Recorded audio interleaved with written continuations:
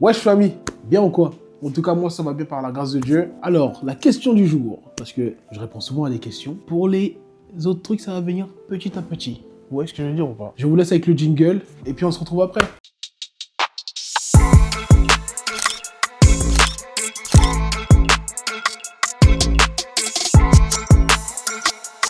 D'ailleurs, je reviens de Rouen, on est en train d'un petit match qu'on a fait et je suis éteint. Ça se voit peut-être à la caméra. Pour vous introduire le sujet de la vidéo aujourd'hui, je vais vous parler de mon expérience au Canada et aussi comment j'ai fait pour y aller et pourquoi c'est important d'y aller.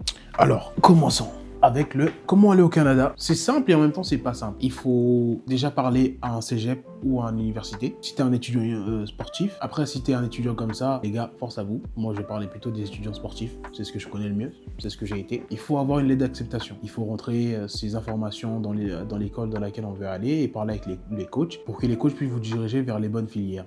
Qu'est-ce que j'entends par bonnes filières? Des filières qui vont vous permettre de demain, quand vous rentrez en France, pouvoir travailler tranquillement sans qu'on vous dise bah en fait votre diplôme il marche pas ici. Ça arrive souvent. Et c'est ce que la fédération a essayé de vous expliquer, mais en fait la fédération vous a mal expliqué les choses parce que la fédération vous présente le Canada comme si c'était un monstre. J'avoue que j'abuse de mon terme, mais c'est à peu près ça parce que après leur dernière poste disait que oui, il faut pas aller au Canada parce que je ne sais pas quoi, mais non, il faut juste informer les jeunes et leur montrer que vous pouvez aller au Canada, mais il faut que vous ayez tous les outils. Alors, premier outil, financement, c'est très important parce qu'il n'y a pas de bourse ou il y a souvent pas de bourse. C'est très très rare. Et je ne vais pas parler des States dans cette vidéo parce que je ne suis jamais allé aux States. J'ai failli y aller, mais je ne suis pas allé. Donc, je ne vais pas parler de quelque chose que je ne connais pas ou d'une situation que je n'ai pas vécue. Je disais donc, il faut avoir un coach déjà qui est au cégep ou à l'université qui va vous diriger. Choisir sa bonne filière, choisir ce qu'on veut faire et être sûr que ce diplôme-là, quand vous allez l'avoir, il va vous amener déjà à l'université et en nous ramenant à l'université, il pourra être utilisé en France. À partir de là, si vous avez tout ça, vous allez pouvoir avoir la lettre d'acceptation si votre dossier pour l'école marche très bien. Et après ça, vous allez pouvoir aller faire votre empreinte biométrique. L'empreinte biométrique, c'est à Paris ou à Lyon, si je ne me trompe pas. Et en suivant tous ces petites étapes, ça va vous ramener au gouvernement. Vous allez devoir aller sur le site du gouvernement canadien, ce qui va vous aider à compléter votre dossier. Et à partir de là, vous aurez à rentrer vos informations dans le fichier du gouvernement de permis d'études, parce que c'est le permis d'études que vous allez pouvoir demander si vous avez une lettre d'acceptation. Après, il y a d'autres moyens d'y aller, permis de travail et ainsi de suite. Mais ce qui nous intéresse, c'est le permis d'études. Vous avez votre permis d'études, à partir de là, vous pouvez entrer au Canada. J'ai expliqué de façon très simple et sans les problèmes que vous pouvez avoir. C'est ne pas être accepté à l'école, donc ça c'est le plus gros problème, parce qu'il faut être accepté à l'école pour pouvoir avoir le permis d'études. Mais si tout se passe bien et que vous avez la lettre d'acceptation, le deuxième problème, c'est si vous remplissez mal votre formulaire de permis d'études, parce qu'elle dure longtemps. Ça peut prendre beaucoup de mois. Là, on va passer à la deuxième. Pourquoi aller au Canada? Tout d'abord, ça va vous permettre de développer votre IQ football. Et après, revenir avec un bag,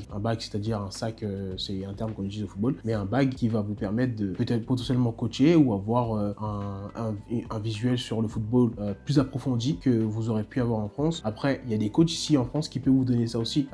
Je peux noter coach Abed qui a un très très bon bag, coach Ulysse, mon coach actuellement, qui est pas mal aussi en vrai de vrai. Et il y a encore plein d'autres coachs que je connais mais j'ai oublié. Voilà. Et il faut toujours essayer d'aller vers les coachs qui vous poussent à aller au Canada, parce que ceux qui vous poussent à aller au Canada, ils voient un potentiel en vous. N'allez pas au Canada si vous n'êtes pas prêt. Ça veut dire que vous n'avez pas le financement, vous n'êtes pas prêt mentalement parce que vous êtes séparé de votre famille, de vos amis, et c'est une toute nouvelle culture qui s'ouvre à vous. Donc il faut être prêt à tout ça. Changement culturel, au changement de la vie, quoi. Du coup, tout ça fait que ça peut être un grand changement comme un petit changement pour vous, mais il faut juste vous accrocher et être stable mentalement. Ça peut être très dur, parce que des fois, on va vous promettre des trucs qui vont jamais se réaliser, même si j'ai déjà dit dans les vidéos précédentes, mais je le redis encore une fois pour que vous le compreniez vraiment bien. On va parler de mes expériences personnelles. Déjà, pour avoir ma lettre d'acceptation, j'ai dû aller en DUCO. Et à partir de là, tout s'est ouvert à moi parce que les cégeps c'était mort 2019, Covid, et moi j'avais qu'une seule année. Et du coup, je n'ai pas pu y aller. Qu'est-ce qui aurait été ma vie sans le Covid? C'est une question que je répondrai plus tard. Pour revenir à ce qu'on disait, j'ai eu une très belle expérience. J'ai découvert une nouvelle culture qui m'a permis de devenir quelqu'un de meilleur, en vrai de vrai, de grandir aussi, de se retrouver dos au mur. Et en vrai, quand on se retrouve dos au mur, c'est là qu'on grandit le plus. Et c'est là qu'on comprend plein de situations de la vie que nos parents ont essayé de nous expliquer. Mais quand on est jeune, des fois on est un peu bête. Mais bon, on peut pas s'en vouloir, on est jeune. Mais pour avoir tout ça, c'était très très dur parce que j'ai DM beaucoup de coachs. À cette époque-là, je savais pas qu'il y avait autant de cégep, d'universités au Canada parce qu'en vrai, il y a pas beaucoup de gens qui en parlent, mais il y a énormément de cégep et il y a énormément d'universités au Canada et il y a aussi des ducos. Suite à ça, j'ai été accepté à Holland College, vous savez déjà. On dirait que je me répète, hein, mais c'est pour vous dire un peu mon expérience encore une fois et que vous comprenez bien les choses et que vous ne faites pas les choses par précipitation. C'est important parce que une fois que vous faites les choses par précipitation, vous allez sûrement arriver sur un os. Il n'y a pas d'ouverture possible sur ce que vous voulez et que ça peut être compliqué. Si vous avez un CAP, c'est compliqué d'aller au Canada, voire pas du tout en tant que joueur. Il faut vraiment que ce soit structuré. J'ai eu un ami à moi qui avait un CAP et malheureusement, il n'a pas pu aller au Canada alors qu'il était vraiment talentueux et il aurait pu devenir un joueur de fou. Je parle de toi, Hakim. Il faut pas désespérer non plus. Il faut persévérer, essayer au moins d'y aller, essayer et vous verrez de vous-même que le Canada, c'est un pays plutôt génial où on apprend plein de trucs. Qu'on commence à kiffer la country. Pas pour certains, mais ouais, ça m'est arrivé. Quand on commence à kiffer les petits déjeuners bien gras,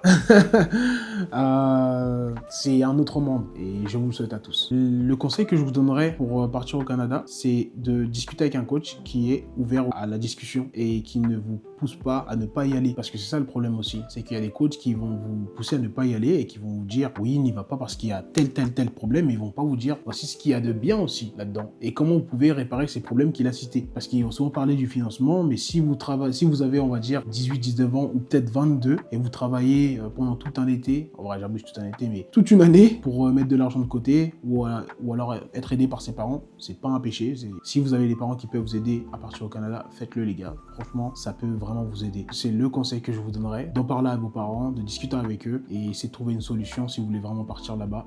Deuxième conseil, c'est de jamais croire que c'est acquis avec un coach parce que ce n'est jamais acquis avec un coach tant que vous n'avez pas tous les papiers devant vous qui vous disent que oui, c'est bon, t'es dans l'école, t'es dans l'équipe, etc., etc. Et troisième et dernier conseil, c'est de garder la tête sur les épaules et de ne pas vouloir s'engager dans quelque chose trop vite. En tout cas, j'espère que vous avez aimé la vidéo. N'hésitez pas à commenter et me demander d'autres questions sur le Canada et peut-être sur des expériences farfelues que j'aurais pu avoir. C'était Hendrik et peace.